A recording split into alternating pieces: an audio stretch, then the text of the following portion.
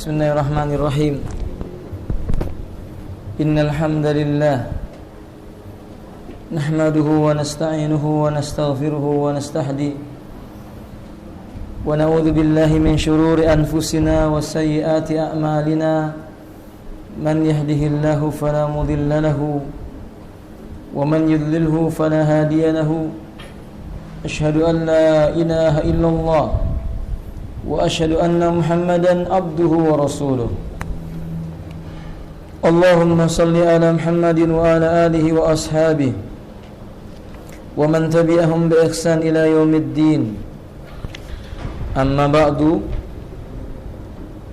Kita lanjutkan kajian kitab Minhaj al-Firqatin Najiyah wa Ta'ifah al-Mansurah di Syekh Muhammad Ibni Jamil Zainu rahimahullah ta'ala. Pasal berikutnya yang kita bahas adalah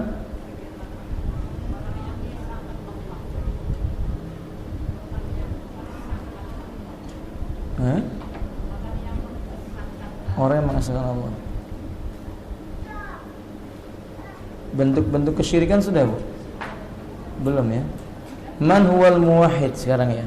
Siapakah orang yang disebut dengan ahlu tauhid?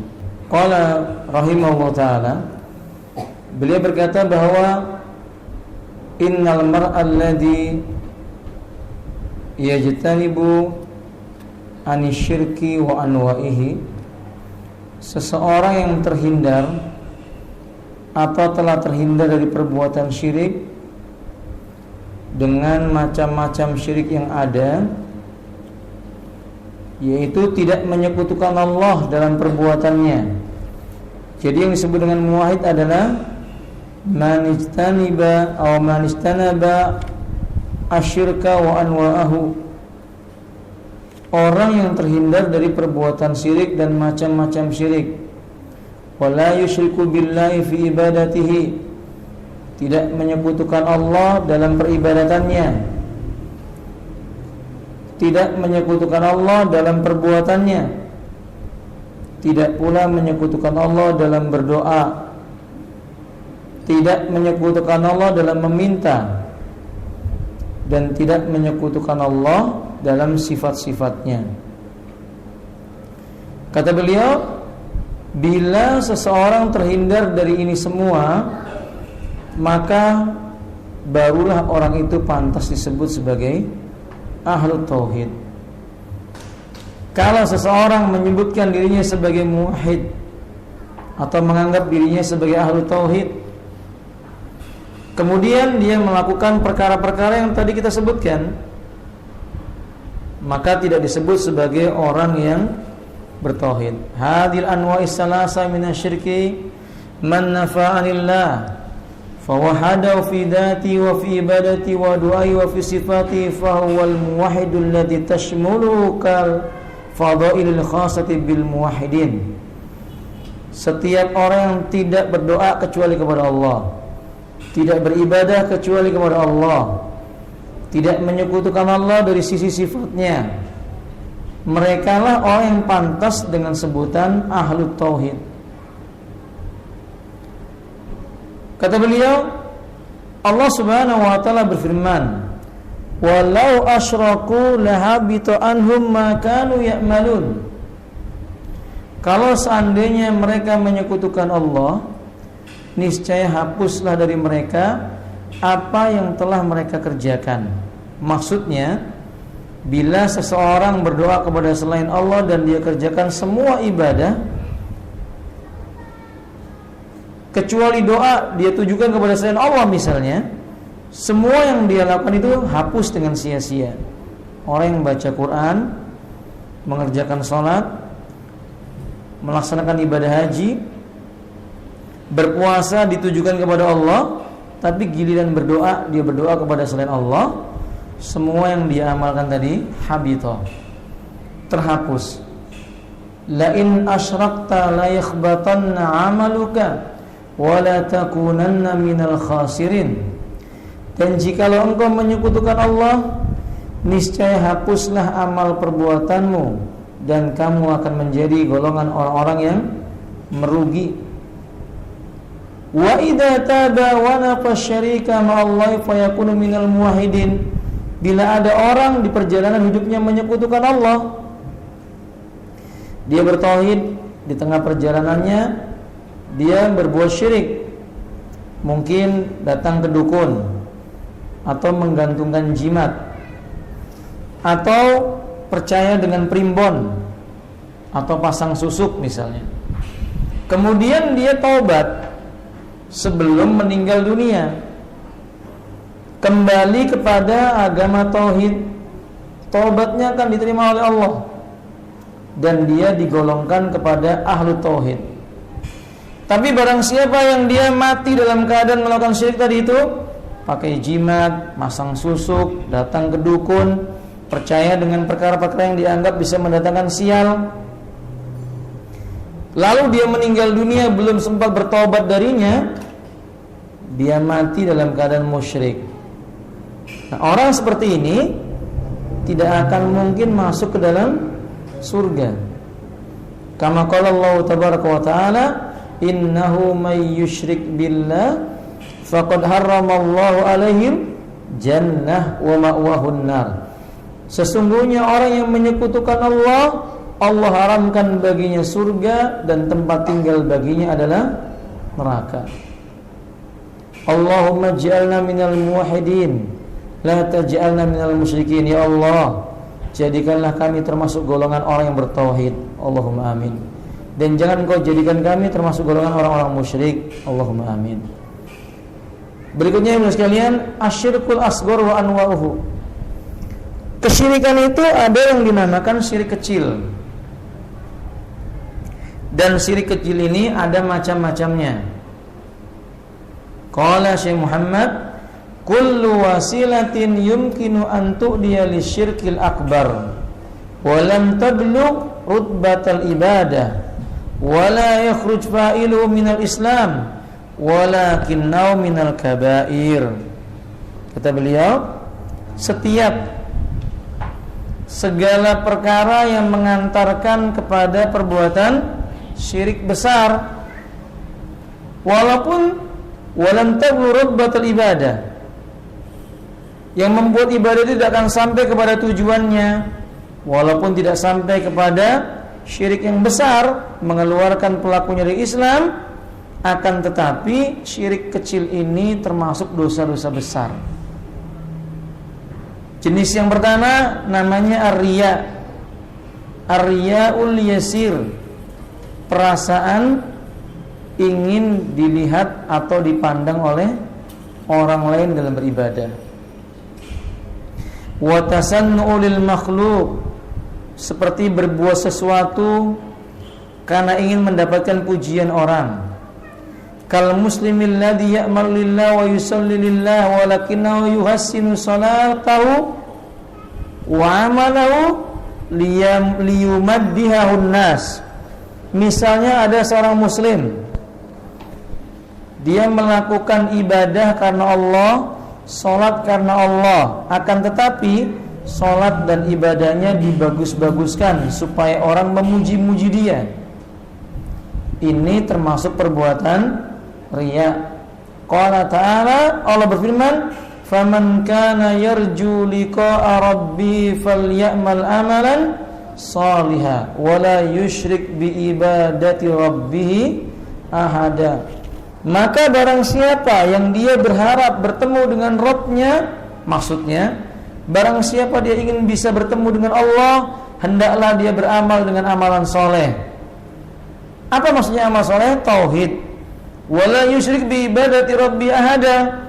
Janganlah dirinya menyekutukan Allah dalam beribadah kepada Rabb-nya dengan sesuatu.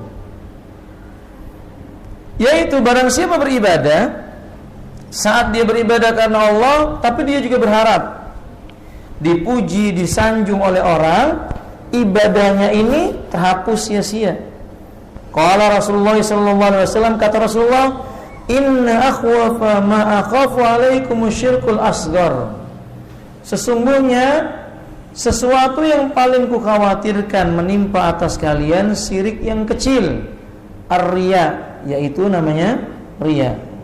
Yaqulullahu yaumil qiyamah, Nanti Allah Subhanahu wa taala akan berkata pada hari kiamat, idza juziyan nasu bi a'malihim, ketika manusia telah diberi ganjaran oleh Allah taala karena apa yang telah dia amalkan, idhabu ilal ladina turauna fid dunya, kata Allah kepada mereka, sana pergi jumpai orang-orang yang dulu kamu ketika beribadah ingin dilihat dan dipandang oleh mereka. Fanduru, kemudian lihatlah oleh kalian, hal tajiduna indahum jaza, apakah kamu mendapati di sisi mereka ada balasan? Tidak ada. Maksudnya orang yang beramal karena riya tidak dapat ganjaran pahala sedikit pun. Orang yang berbuat riya, dia akan celaka. Riya itu perasaan yang dilihat oleh orang, Ibu. Kalau ada seorang lelaki atau wanita sholat, tadinya sholatnya biasa saja. Begitu ada orang yang menjadi makmumnya, dia lama-lamakan sholatnya supaya orang mengetahui bahwa dia ini ahli sholat. Atau ketika ibu sekalian menjumpai ada orang baca Quran, ketika tidak ada orang lain, baca Qurannya pelan. Begitu ada orang lain, dia baca Qurannya dengan suara ditinggikan supaya orang tahu bahwa dia sedang membaca Quran. Ini riya dan sum'ah. Ini syirik kecil. Atau seseorang bersedekah, lalu sedekahnya ingin disebut-sebut, atau dia menyebut-nyebut kepada orang lain, si fulan itu saya yang bantu, aku yang memberikan ini dan itu kepadanya. Nah, ini termasuk riya dan sum'ah. Allah mengatakan, ya ayyuhalladzina amanu la tubtilu shadaqatikum bil manni wal adha. Wahai orang-orang yang beriman, janganlah engkau membatalkan ibadah-ibadah kalian dan sedekah-sedekah kalian itu dengan cara kamu sebut-sebutkan dan menyakiti orang yang kamu sedekahi. Karena ini bagian daripada riya dan sum'ah. Allah benci dengan hal itu. Ini contoh syirik yang kecil. Yang kedua, jenis yang kedua, al-halifu bi ghairillah, bersumpah dengan menyebut nama selain Allah. Ini termasuk syirik kecil. Tapi kalau diyakini yang dia bersumpah dengannya itu dianggap sebagai benda yang agung dan mulia, jatuhnya menjadi syirik yang besar. Nabi kita bersabda, man halafa bi ghairillahi faqad asyraka. Barang siapa bersumpah dengan menyebut nama selain Allah, sesungguhnya dia telah jatuh dalam perbuatan syirik. Hadis ini sahih riwayat Imam Ahmad. Wa qad yakunul halifu bi ghairillahi minasyirkil akbar. Tapi kata beliau, kadang-kadang bersumpah dengan menyebut nama selain Allah bukan hanya syirik kecil, bisa berubah menjadi syirik besar. Wa dzalika, kapan itu? Ketika idza taqadal halif, orang yang bersumpah itu punya keyakinan annal waliya, bahwa wali lahu tasarrufat, dia punya kemampuan membolak-balikan suatu perkara. Yadurru idza alifa bikadiban, misalnya kalau dia sumpah dengan dusta, wali itu akan menyakiti dia. Atau bahasanya kita pernah itu kualat gitu ya. Kalau ada bersumpah dengan menyebut nama ini itu, kata mereka nanti kualat. Nah, ini jatuhnya menjadi syirik apa? Besar. Kalau dia sekedar bersumpah demi bapakku, demi ibuku, ini syirik kecil. Jadi kalau dia mengatakan, wah kalau aku tidak tepati sumpahku ini karena bapak dan ibuku, aku kualat. Nah, syiriknya syirik besar, mengeluarkan pelakunya dari Islam. Fahim tunna? Salisan. Yang ketiga, syirik kecil yang berikutnya adalah syirkul khafi, syirik yang halus dan tersembunyi. Wa fassara Ibnu Abbas biqauli rajul li sahibihi. Ibnu Abbas mencontohkan syirik tersembunyi itu seperti seorang lelaki mengucapkan kepada temannya, Masya Allah wa syi'ta, pakai huruf waw. Ini semua terjadi karena kehendak Allah dan kehendakmu. Lafaznya dengan apa? Dan. Wa mislu, contoh yang semisal itu pula, laulallah wa fulan, kalau bukan karena Allah dan fulan. Wa yajuzu an naqul laulallah summa fulan. Yang boleh kita mengucapkan kalau bukan karena Allah, kemudian karena fulan. Kalimatnya kemudian. Kalau kalimatnya dan, ini menyetarakan Allah dengan makhluk, nggak boleh. Ini masuk kategori syirik apa? Khafi. Tapi ibu-ibu, kalau seseorang berkata seperti ini, kalau bukan karena kamu, ini syirik besar. Kalau tadi kan, kalau bukan karena Allah dan kamu, itu syirik apa? Kecil. Tapi kalau orang berkata, ini semua kalau bukan karena kamu, saya nggak bisa begini begitu, syirik besar. Karena segala sesuatu terjadi itu kehendaknya Allah Subhanahu wa taala. Kalau Allah mengalihkannya kepada selain Allah, musyrik. Qala sallallahu alaihi wasallam, kata Nabi sallallahu alaihi wasallam, wala la taqulu ma sya'allah wa sya'a fulan. Jangan pernah kamu berkata, ini karena kehendak Allah dan kehendaknya fulan, walakin qulu, tapi ucapkanlah ma sya'allahu tsumma sya'a fulan. Ini terjadi karena kehendak Allah, kemudian karena kehendakmu. Hadis ini sahih riwayat Imam Ahmad dan yang lainnya. Kita banyak jumpai Bunda sekalian, syirik kecil ini terjadi karena lisan. Ibu lihat di pinggir jalan ada orang mau jatuh, dipegang oleh orang lain, dia mengatakan, kalau bukan karena kamu, mungkin saya sudah terjerembab, misalnya begitu. Syirik hukumnya. Boleh? Nah, ini nggak boleh dalam Islam. Kesimpulannya, kita nggak boleh mengucapkan laula kalau bukan karena. Rasulullah berkata, la taqulul law li'anna li'anna kalimatan law tuftahu abwabu syayatin. Jangan pernah berkata kalau saja atau andai saja, karena ucapan ini membuka pintu-pintunya syaitan. Berapa banyak orang mengucapkan, kalau saja saya nggak begitu, kalau saya nggak begini dan begitu. Ternyata ucapan ini membuka pintu syaitan, maksudnya mengarahkan pelakunya untuk berbuat apa? Syirik. Lalu bagaimana min madhairi syirik? Contoh-contoh syirik yang nyata terjadi di sekitar kita. Inna min madhairi syirkil muntashira fil alamil islami hiya sababur ra'is fi masaibil muslimin. Sesungguhnya kesyirikan yang tersebar nyata terjadi di alam Islami, negeri-negeri kaum muslimin, ini merupakan sebab ditimpakannya kehinaan dan musibah oleh Allah kepada kaum muslimin. Wa ma yulaquna minal fitani wal zulazil aw zalazil. Dan kaum muslimin mendapati diri mereka diuji dengan ujian yang berat. Barisan mereka guncang, wal hurub, peperangan terjadi sesama mereka, wa ghairiya, dan yang lain-lainnya min anwa'il ibadah, min anwa'il adab, dari perkara-perkara jenis-jenis siksa yang Allah berikan atau musibah yang Allah berikan, alladzi sabballahu 'alal muslimin bisababi iradim anit tauhid. Ini semua karena tidak mau mementingkan perkara tauhid. Mereka berpaling dari tauhid. Mereka berbuat syirik. Wa dhuhur syirki fi aqidatihim wa sulukihim. Musibah itu menimpa mereka karena nyata-nyata akidah mereka rusak.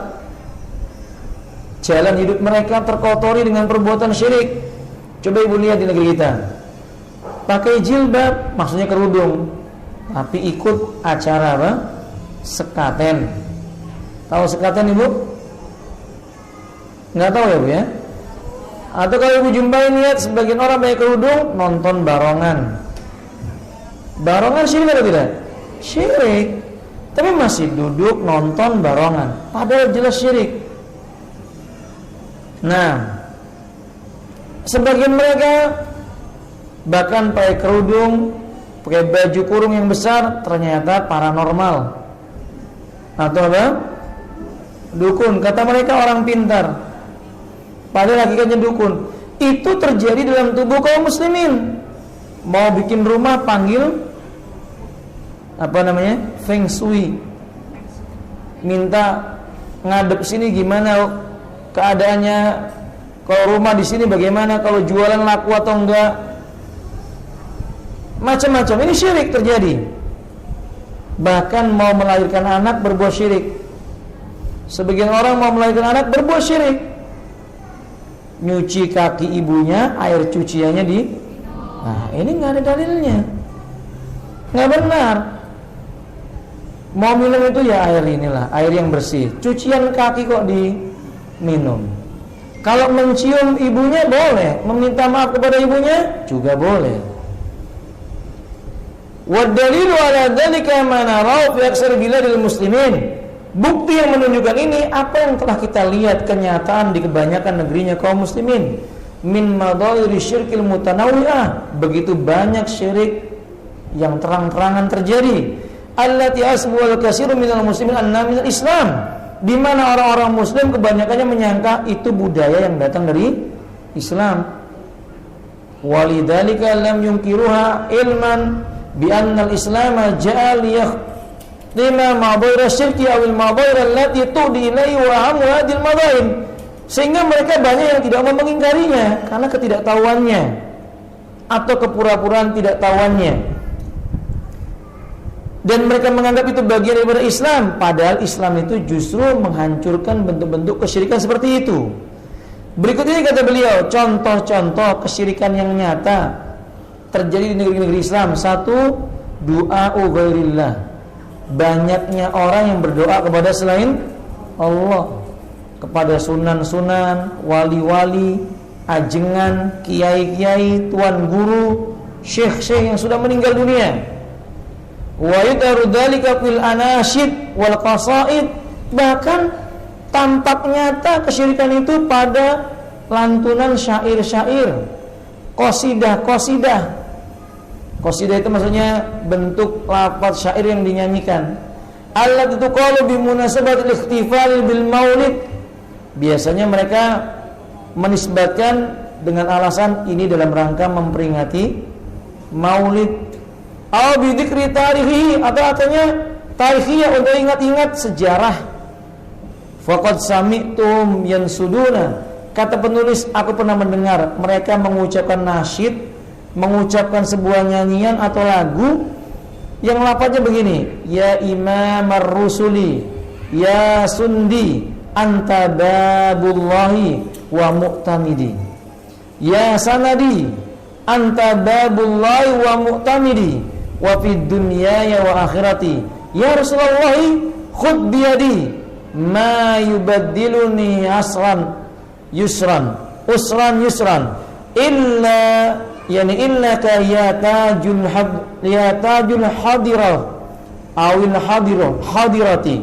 Ia mengatakan, wahai pemimpin para rasul, wahai sandaranku, engkau adalah pintunya Allah, aku sandarkan diriku padamu. Syirik gak ini, Bu? Menyandarkan diri kepada Nabi berarti tawakal kepada Nabi. Padahal tawakal itu ada kepada siapa? Allah Subhanahu wa taala. Bahkan dia berkata, kusandarkan diriku di kehidupan dunia dan akhiratku. Wahai Rasulullah, inilah ambillah tanganku ini, tolong aku, maksudnya. Karena tidak ada yang bisa menolong manusia kecuali siapa? Allah Subhanahu wa taala. Dia mengatakan itu dilakukan dalam kondisi lapang maupun sempit. La haula wala quwwata illa billah. Ini perbuatan syirik. Walau sami'ar Rasul misla hada, kalau seandainya Rasulullah mendengar ucapan kayak begini, pasti dia akan berlepas diri. Enggak mungkin mengizinkan orang mengatakan ucapan ini. Idla ibadil usra bil yusra illallah wahda, karena enggak ada yang bisa mengubah kesulitan menjadi kemudahan kecuali siapa? Allah. Wa misluha qasaidu syi'ri allati tuktabu fil majallat wal kutubi wa fiha talabul maddi wal auni wal nasli minar rusuli wal awliya'i was salihina wal al-ajizina. Begitu pula yang semisal dengan ini, banyaknya qasidah-qasidah, syair-syair ditulis di majalah-majalah, buku-buku, di mana banyak orang yang menulis dalam syairnya itu meminta pertolongan, meminta bantuan kepada Rasul, wali, orang soleh, atau siapapun juga, yang padahal mereka tidak punya kekuatan untuk membantu. Saya pernah sampaikan kepada ibu sekalian, salawat apa? Nariyah. Nanti kita akan sampai lagi pada bab itu, Ibu. Di mana kaum muslimin mengucapkan syair salawat nariyah ternyata mengandung kesyirikan. Misalnya salawat Badar. Ibu apa salawat Badar?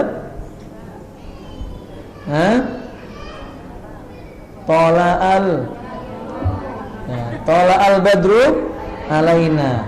Telah muncul bulan purnama katanya. Sampai di sini enggak ada masalah. Terus min saniyatil wada. Kemudian wajibas syukru alaina. Sampai sini enggak masalah. Tapi sampai pada kalimat yakni tawasalna bi bismillah wa bil hadi Rasulillah wa kullu mujahidin lillah. Ini perlu diperhatikan. Kami bertawasul dengan nama Allah. Benar atau tidak? Benar. Dan kami bertawasul dengan sunnahnya Rasulullah. Benar atau tidak?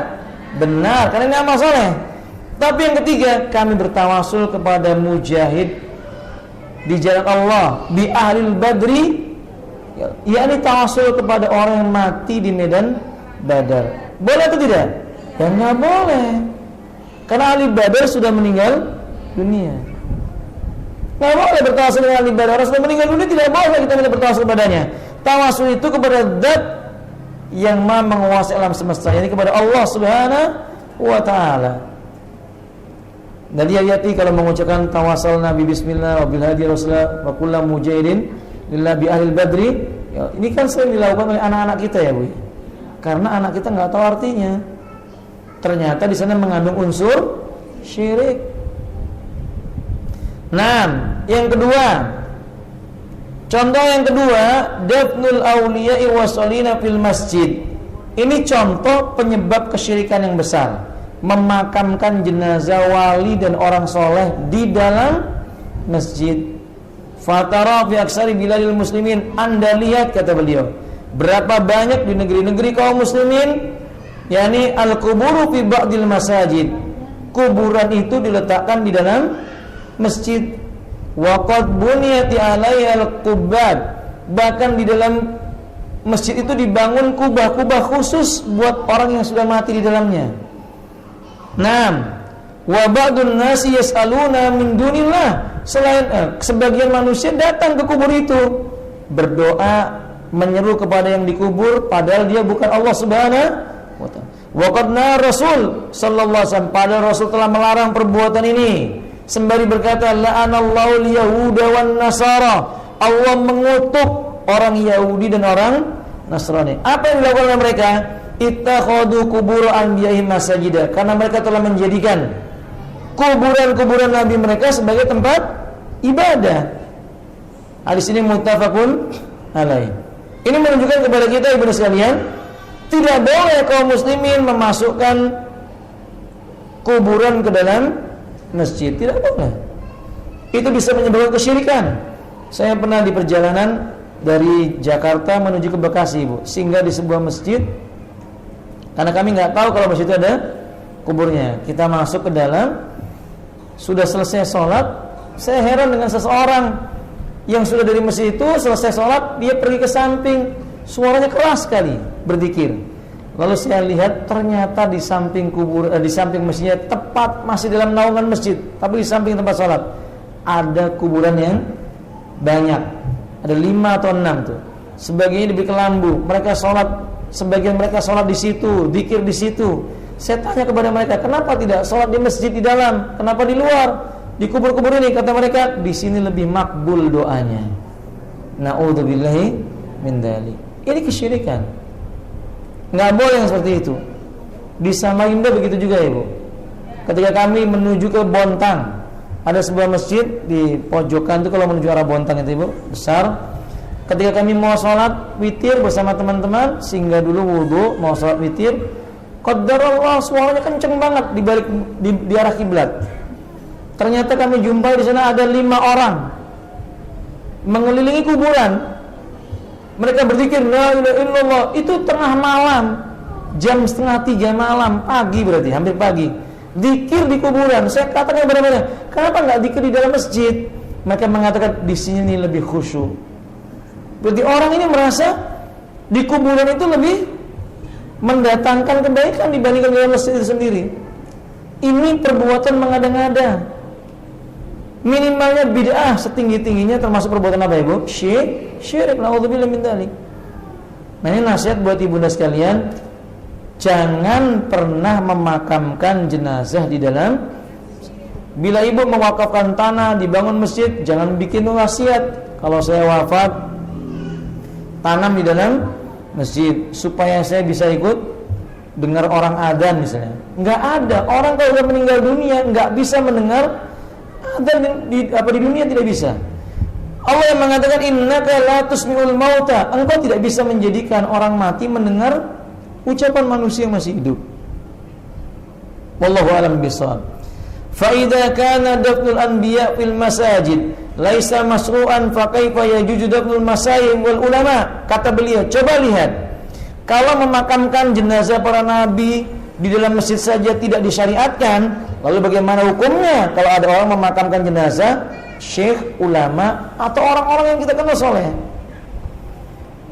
Ilman bi anna hadzal madfun qad yud'a min dunillahi fa yakunu sababan li husul syirki wal Islam. Sementara kita tahu orang yang dimakamkan tadi bisa jadi akan diseru, didoa, padahal dia bukan Allah Ta'ala. Jadilah kuburan itu sebab-sebab terjadinya kesyirikan. Dan Islam mengharamkan perbuatan syirik. Islam juga mengharamkan segala perkara yang mengantarkan kepada perbuatan syirik. Kesimpulannya, meletakkan kuburan di dalam masjid tidak boleh. Menguburkan manusia di dalam masjid tidak boleh.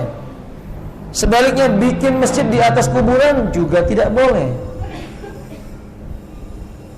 Kubur di dalam masjid, masjid di atas kubur, hukumnya apa? Haram. Yang ketiga, bentuk kesyirikan yang lainnya adalah an-nadharu lil auliya, yang kita jumpai di negeri kaum muslimin. Berapa banyak manusia bernadar ditujukan kepada wali. Berapa banyak orang berkata, nanti kalau saya sembuh saya akan ke Pelampaian, nyembelih kambing di sana, bagi-bagi makanan di sana. Bernadarnya kepada Pelampaian. Yang dimaksud di sini Pelampaian yang di mana nih, Bu? Kuburan maksudnya ya? Ya enggak boleh. Nadar untuk kuburan itu tidak boleh. Ba'dun nasi yang daruna dabiyatan aw malan aw ghairu dzalik lil wali fulani. Sebagian manusia bernadar menyembelih binatang, membagi-bagikan harta atau selain daripada itu ditujukan untuk kuburan fulan. Wa adan nadaru syirkun. Jenis nadar kayak begini hukumnya syirik. Yajibu adamu tanfidu li anna nadar ibadah. Wajib ditujukan hanya untuk Allah karena nadar itu termasuk ibadah. Qala Allah Ta'ala, Allah berkata, yufuna bin nadri wa yakhafuna yawman kana syarruhu mustatira. Mereka menunaikan nadarnya. Mereka itu menunaikan nadarnya, artinya mereka bernadar itu ibadah untuk Allah Ta'ala. Wa yakhafuna yawman kana syarruhu mustatira. Dan mereka merasa takut dengan suatu hari di mana kejelekan-kejelekan dibongkar oleh Allah Ta'ala. As'alullah Ta'ala as-salama wal afiyah.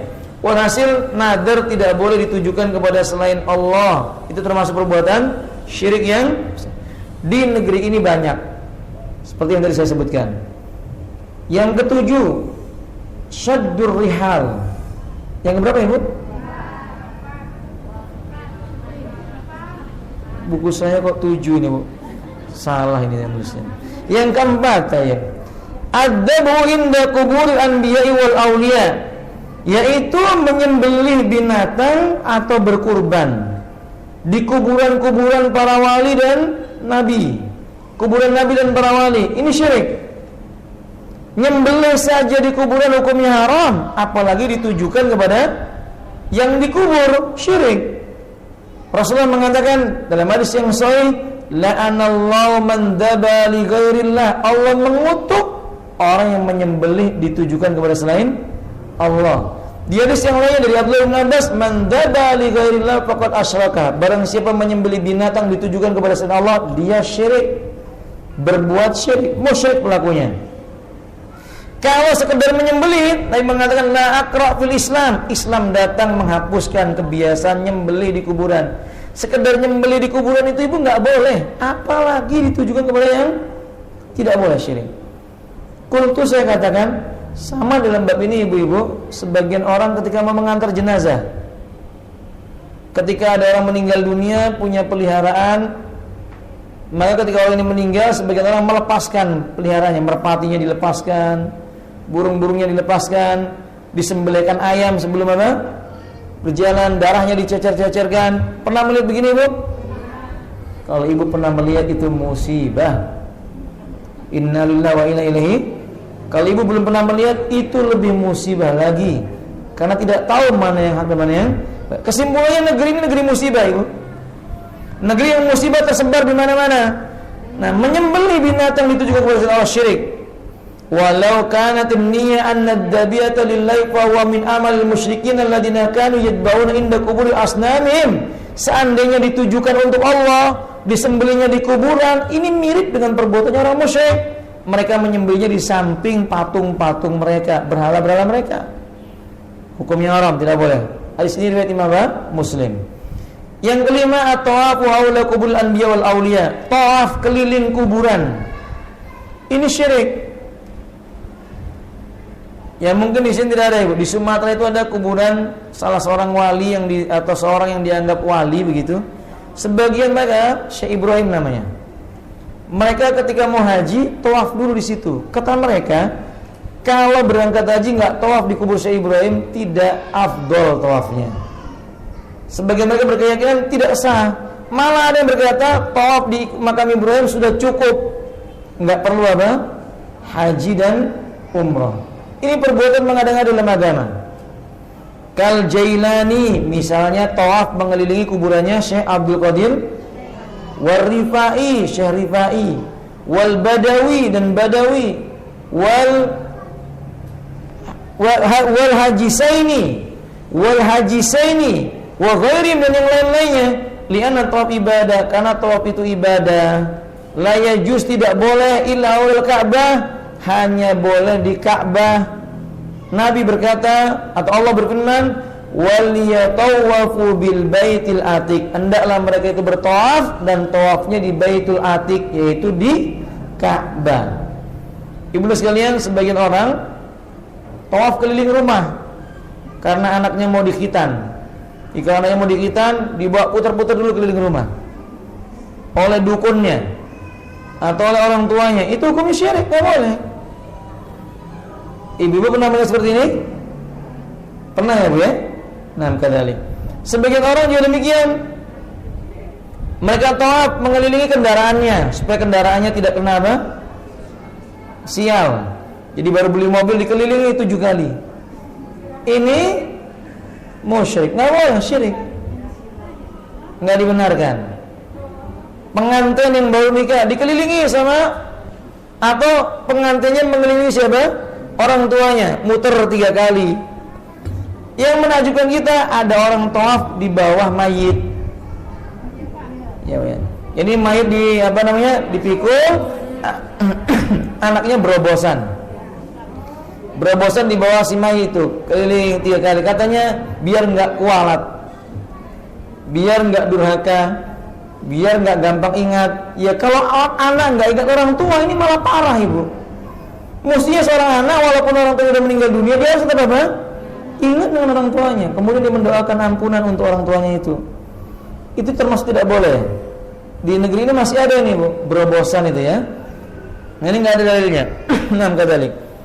Kemudian yang ke-6, as-salatu ilal kubur, salat menghadap ke kuburan. Wa ya ghairu jaiz, ini enggak boleh.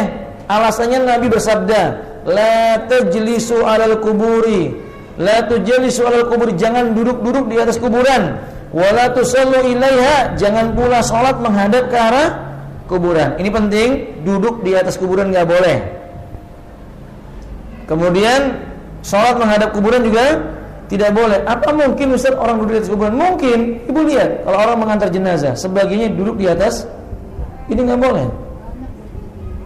Bahkan sebagian mereka bikin acara di kuburan. Naudzubillah min dzalik. Alasannya mungkin ya menolak bala atau macam-macam lah. Duduk-duduk di atas kuburan ini hukumnya haram, tidak boleh. Yang ke-7, syaddur rihal, mempersulit diri melakukan perjalanan ilal kubur, ke kuburan-kuburan yang dianggap keramat, litabarruk, katanya mencari barakah, Auli salati indah, atau supaya bisa sholat di samping kuburannya. Seperti sekarang kan Bu, lagi tren ini Bu, tur 3 kali gratis 1. Tur keliling apa namanya, makam-makam maulid, 3 kali tur di travel yang sama itu akan digratiskan sekali. Naudzubillah. Kesyirikan itu pakai gratis Bu.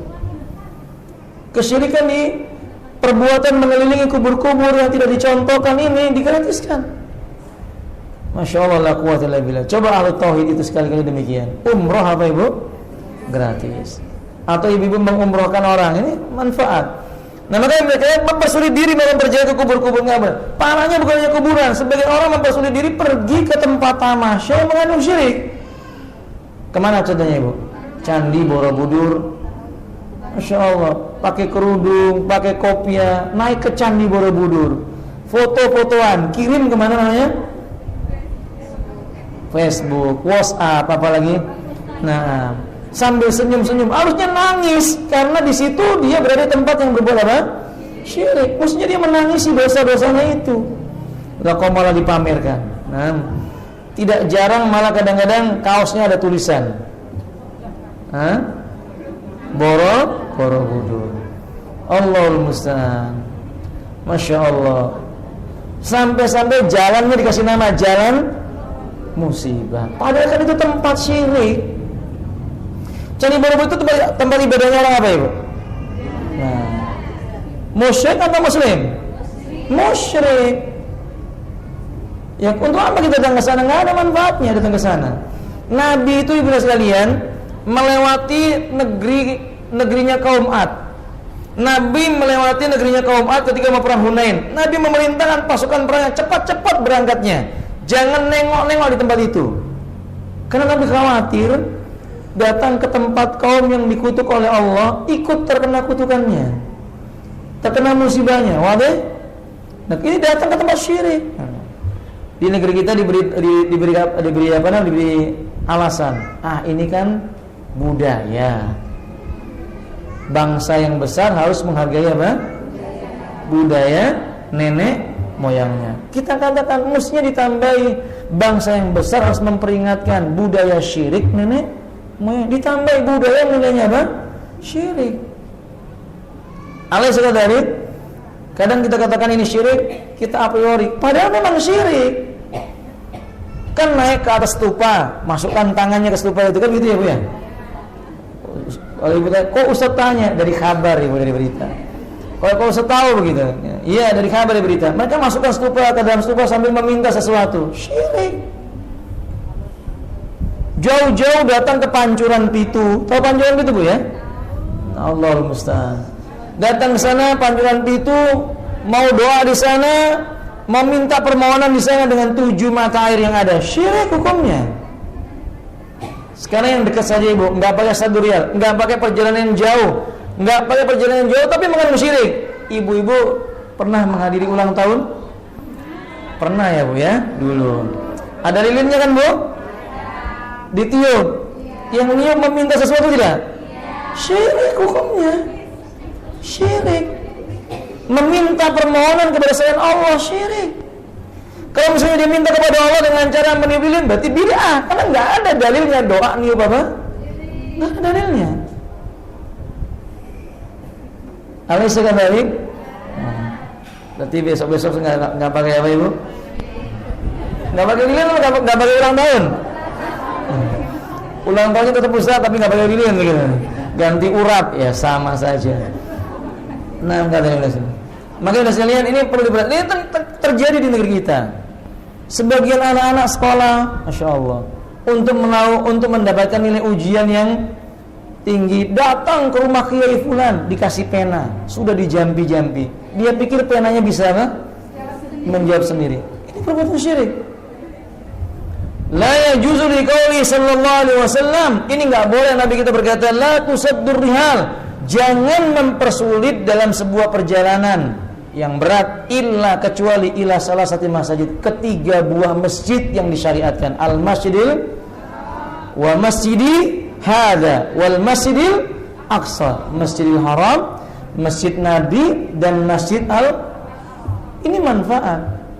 Kalau ibu datang ke Masjid Nabawi, ibu sholat tahiyatul masjid di sana, mengerjakan sholat dapat pahala yang dilipat gandakan. Selesai sholat ibu ziarah ke makam Rasul untuk mengucapkan salam kepada Nabi. Selesai. Ibu ziarah ke Masjidil Haram, ibu lakukan apa? Umrah, manasik, tawaf, sa'i, tahallul. Ada sekali ini? Ibu ke Masjidil Aqsa, apa yang ibu lakukan? Sholat. Kemudian kalau ibu sanggup, membunuh Yahudi. Itu ibadah. Membunuh Yahudi itu apa? Ibadah. Bahasanya kok begitu Ustaz ini? Iya begitu. Tapi dihaluskan ya Bu ya. Maksudnya begini, kalau terjadi perang berangkat ke Masjidil Aqsa, memerangi orang Yahudi, dapat pahala. Nanti di akhir zaman batu-batu berkata, "Ya muslim ta'al, inna min wara'il yahud uqtulha." Wahai muslim, sini. Di balik punggungku ini ada Yahudi, sembelih dia. Batu saja benci dengan siapa? Yahudi. Itu kalau ke Al-Aqsa. Tapi kalau ke Al-Aqsa cuman pengen apa namanya? Lihat tembok ratapan. Untuk apa tembok ratapan dilihat? Itu temboknya orang musyrik. Yahudi itu berbuat amal apa sih? Syirk, nggak perlu dilihat-lihat. Wadah? Faham maksudnya benar sekalian? Datang ke Masjidil Aqsa untuk memperjuangkan agama Allah. Nah, selain di 3 masjid ini, perjalanannya imma mubah wa imma haram. Bisa jadi mubah, bisa jadi haram. Ibu melakukan perjalanan yang berat setiap lebaran. Apa namanya itu, Ibu? Mudik. Mubah atau haram? Mubah. Kalau ibu niatkan untuk bertemu dengan orang tua, menjadi apa? Mustahab, menjadi disukai. Faham maksudnya Ibu? Tapi kalau saya mempersulit diri, udah tahu bahwa mudik itu pasti padat, nekat juga berangkat mudik, naik motor pula, menjadi haram karena mempersulit diri, memudorkan diri tengah jalan. Naudzubillah, ini menjadi haram. Tapi kalau perjalanan ibadah ke 3 tempat, Masjidil Haram, Masjid Nabawi dan Masjid Aqsa, disyariatkan. Gimana kalau perjalanan ke negeri Bali? Ke Bali boleh nggak Ibu? Boleh, ke Bali boleh. Ke Bali boleh kalau Anda punya punya keluarga di Bali. Kan di Bali juga banyak orang apa? Kalau Anda datang sana ke rumah kaum muslimin boleh. Yang dimaksud di sini perjalanan ke Bali, ke Pantai Kuta, ke pantai apa lagi namanya, ke Tanah Lot, ke macam-macam lah. Boleh atau tidak? Nah, enggak manfaat. Di sana itu bukan melihat kekuasaannya Allah. Di sana justru melihat maksiat. Enggak boleh. Jadi ibu kalau tamasya besok-besok jangan ke Kuta, ke Lot.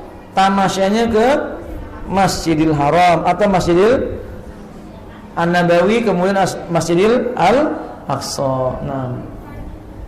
Wa idza aradna dhiyaba ila al-Madinatil Munawwarah fa naqulu dhahabna li ziyaratil Masjidin Nabawi wa salamu ala sahibi. Lihat. Kalau kita pergi ke ke Madinah, tujuannya ziarah ke Masjid Nabawi. Jangan kita niat pergi ke Madinah ziarah makam Nabi, jangan. Perhatikan Ibu. Kita kalau mau pergi ke Madinah ziarah ke Masjid Nabawi. Niatnya itu. Setelah di Masjid Nabawi baru kita niat sekaligus ziarah makam. Yang enggak boleh begini, dari rumah saya ke Madinah ini cuma mau ziarah makam Nabi. Salah. Anjurannya ziarah Masjid Nabawi. Setelah itu kita di sana baru kita disunahkan ziarah makamnya Rasulullah sallallahu alaihi wasallam. Faham tuh? Itu makamnya Nabi loh Bu. Apalagi cuman makam orang soleh biasa selain Nabi. Tentu kita harus memperhatikan bahayanya yang bisa mengantarkan seseorang jatuh dalam perbuatan apa? Kita ringkas yang ke-8. Al-hukmu bi ghairi ma anzalallah. Berhukum dengan selain hukumnya Allah itu bisa menjatuhkan bisa menjadikan pelakunya jatuh dalam perbuatan apa? Misalnya dia berkata, hukum selain hukum Allah sama dengan hukum Allah. Ini syirik. Faham? Kalau ada orang yang mengatakan, kalau orang bunuh itu penjara di penjara 12 tahun itu lebih baik dibandingkan dibunuh, dihukum bunuh juga. Orang yang mengatakan bahwa 12 tahun lebih baik dibandingkan yang dibunuh, itu telah jatuh dalam perbuatan apa? Syirik. Tapi ingat, jangan gampang menghukumi orang yang tidak berhukum dengan hukum Allah kemudian apa? Musyrik. Ini bab yang panjang, sudah sering saya terangkan. Yang ke-9 Ibu, mentaati hukam, hakim, penguasa, atau mentaati ulama, atau mentaati syekh, tuan guru, pada perkara-perkara yang dilakukan oleh para hukam, ulama, masyayikh menyelisih Quran dan Sunnah. Jadi kalau ada orang mengikuti perkataan hukam, ulama, masyayikh yang menyelisih syariat Allah tanpa merasa bahwa itu perbuatan dosa, orang ini bisa jatuh dalam perbuatan apa? Syirik. Syirik apa namanya, Ibu? Syirkut ta'ah. Syirik dari segi apa? Ketaatan. Misalnya Allah memerintahkan sholat 5 waktu. Gurunya berkata, oh enggak, sholat berapa? 3 waktu saja. Sementara Allah memerintahkan sholat itu 5 waktu. Menyelisih perintahnya Allah Ta'ala. Dia ikuti perkataan gurunya. Gurunya mengatakan, dah, pakai jilbab itu sampai apa? Leher aja. Tapi Allah mengatakan menutupi apa? Dadanya. Maka dia lebih pilih perkataan tuan gurunya. Dia telah menjadikan tuan gurunya Tuhan selain Allah Ta'ala. Allah mengatakan halal, tuan gurunya mengatakan haram. Allah mengatakan haram, tuan gurunya mengatakan halal. Ini bisa jatuh dalam perbuatan syirik. Seperti orang Nasrani. Allah menghalalkan nikah. Orang Nasrani pendetanya mengharamkan apa? Nikah. Kan begitu ini, Bu? Maka biarawatinya dilarang menikah kalau mau sampai pada derajat apa? Orang suci, kata mereka. La haula wala quwwata illa billah. Orang yang paling suci kalau memang ada di muka bumi adalah Rasulullah. Menikah tidak, Ibu? Menikah. Keluarganya Rasulullah katakan liyutahhir ankum rijza ahlul bait, agar Allah sucikan kalian dari ahlul bait, yaitu istri-istri Nabi. Istri Nabi menikah waktu dinikahi oleh Nabi. Jadi jangan mengharamkan yang dihalalkan oleh Allah, jangan pula menghalalkan yang sudah diharamkan oleh Allah Subhanahu wa Ta'ala. Apa contoh yang lainnya? Jual beli halal. Enggak boleh manusia mengharamkan jual beli. Faham tuh? Nah, contoh yang lainnya, judi itu hukumnya haram. Tidak boleh manusia menghalalkan judi. Cuma karena manusia itu nggak tahu, kadang-kadang judinya dibuat-buat sesuatu yang memalingkan dari makna judi. Padahal hakikatnya judi. Seperti yang saya sebutkan sama ibu-ibu, kalau ibu beli apa? Membeli sebuah produk tertentu, lalu diiming-iming, di dalamnya ada apa? Hadiah. Dalamnya ada cincinnya, di dalamnya ada kalungnya, macam-macam lah. Dalamnya ada permatanya dan sebagainya. Ibu beli sekian banyak, ternyata nggak dapat juga. Itu yang dimaksud dengan apa? Judi, hukumnya haram. Arisan misalnya, boleh nggak, Ibu? Boleh, mubah. Tapi ketika mengambil keuntungan dalam arisan itu, maka hukumnya menjadi apa? Haram, riba. Dan riba dilarang dalam Islam. Ibu ketua arisan narik 10 juta, dapat persen 200.000. Itu termasuk mengambil apa? Tidak boleh. Kalau dalam bawah boleh kata guru saya, boleh kata ustaz saya, ini bisa jatuh dalam perbuatan apa? Syirik. Allah berfirman dalam Al-Qur'anul Karim, wa minan nasi may yattakhidhu min dunillahi andada yuhibbunahum kaubillah. Di antara manusia ada yang menjadikan untuk Allah tandingan-tandingan, dia cintai tandingan itu seperti dia mencintai seperti dia mencintai Allah Subhanahu wa Ta'ala. Syirik. Nabi kita mengatakan, atau Allah berfirman, ittakhadhu akhbarahum wa rabbanahum arbaban min dunillah. Kata Allah, mereka Nasrani menjadikan pendeta dan rahib-rahib mereka Tuhan-Tuhan selain Allah. Wal Masih ibnu Maryam, dan mereka menjadikan Al-Masih ibnu Maryam Tuhan selain Allah. Wa ma umiru illa liya'budu ilaha wahidah, padahal mereka tidak diperintahkan kecuali hanya menyembah satu ilah saja. La ilaha illa huwa, yaitu tidak ada ilah yang patut diibadahi kecuali Dia. Subhanahu, Dia maha suci, amma yusyrikun, dari apa-apa yang mereka sekutukan. Walhasil, jangan mentaati hukam ulama masyayikh pada perkara yang melanggar syariatnya Allah Subhanahu wa Ta'ala. Karena sebagian ajaran yang sesat itu, Ibu, sampai kemarin berita dari Balikpapan itu, Ibu, masuk di media-media televisi, seorang wanita memukuli anaknya, hampir disembelih, wajah anaknya dipukuli sama parang, dengan parang di daerah Sepinggan itu, alamatnya saya lupa. Ini kenapa? Karena ajaran sufi. Kalau dia dapat bisikan-bisikan belajar ajaran-ajaran yang sesat, dapat bisikan dengan mengatakan Ibrahim itu loh berkurban dengan siapa? Ibrahim berkurban dengan siapa Ibu? Ismail. Nah kata dia, saya mau berkurban dengan anak saya. Ya beda, kalau Ibrahim yang berkurban diubah, yang tadinya Ismail diganti oleh dengan apa? Kambing yang besar. Nah kalau ini orang yang dikorbankan, ya mati beneran. Nah makanya contoh bentuk ketaatan kepada selain Allah nggak boleh patuhi. Ibu juga demikian. Kalau ada jin membisik-bisikkan sesuatu, kamu harus begini, harus begitu, kalau nggak lawan, jangan ditaati. Fahim? Ada yang kesurupan, saya nggak mau keluar dari tubuh anakmu sampai kamu sembelihkan kambing. Jangan ditaati. Jangankan kambing, lalat aja nggak perlu kita berikan. Faham ini sekalian? Pilihan kepada mereka itu keluar atau kita perangi dengan memohon pertolongan kepada siapa? Allah Subhanahu Wa Taala. Wadah? Nah, ketika di Pekanbaru ada sebuah sekolah, pohonnya ditebang, maka banyak anak yang apa? Kesurupan. Mereka berkata, kami terus akan begini kalau seandainya tidak disembelihkan seekor sapi. Kami katakan, kami akan terus bacakan Quran sampai kalian mati atau kalian keluar. Akhirnya mereka keluar dengan izin Allah. Jadi nggak boleh patuh dan taat kepada siapa? Jin. Paham tuh? Wallahu a'lam bishawab. Sebelum ditutup Ibu, sebentar jawab saya tambahkan tentang ruqyah. Karena saya semalam tertarik ada di acara di televisi itu melihat ada pembahasan tentang ruqyah. Saya katakan ibunda sekalian, jangan dibiasakan tergantung dengan apa? Ruqyah. Ini nggak disukai dalam Islam. Buktinya nggak disukai, Nabi SAW saja ketika ada wanita yang minta diruqyah, Nabi tawarkan yang lain. Kamu mau sabar nggak? Kalau kamu sabar masuk surga. Kalau enggak, aku akan doa kepada Allah supaya Allah menyembuhkanmu. Jangan dibiasakan dengan ruqyah. Ruqyah itu dekat banget dengan syirik. Paling tidak ruqyah itu dekat dengan riya. Waleh, habis ngeruqyah cerita ke orang lain. Kemarin saya ruqyah si fulan, keluar jinnya 10. Bangga dia. Iya kalau 10, gimana kalau cuma 1 bolak-balik. Lalu ngaku apa? 10. Apa dia bisa mengaji, Bu? Tidak. Makanya jangan suka meruqyah dan jangan suka diruqyah. Maksudnya jangan suka meruqyah dan jangan suka minta di ruqyah. Ibu-ibu kalau terganggu jin, ruqyah sendiri. Kalau ibu meruqyah orang lain, enggak usah ngomong-ngomong, datangi, deketi, pegang kepalanya. Bismillahilladzi la yadurru ma'asmihi syai'un fil ardi wala fis samai wa samil alim. Lalu bacakan a'udzu bikalimatillahi tammati min syarri ma, bacakan zikir.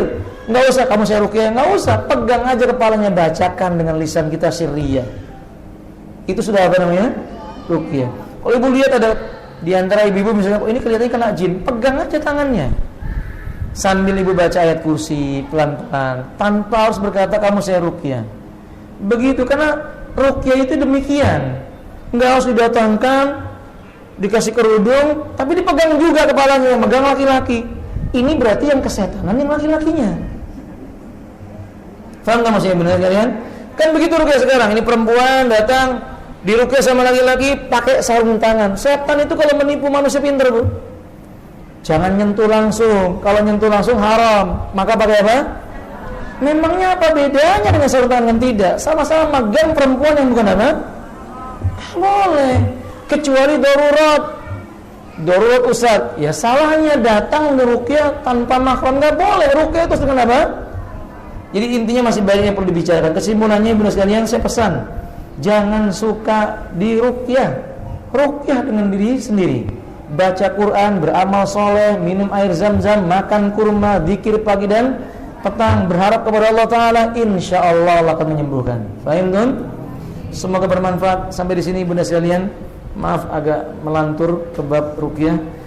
Kurang lebihnya akhiru da'wana alhamdulillahirabbil alamin. Subhanakallahumma bihamdik, asyhadu an la ilaha illa anta, astaghfiruka wa atubu ilaik. Assalamualaikum warahmatullahi wabarakatuh.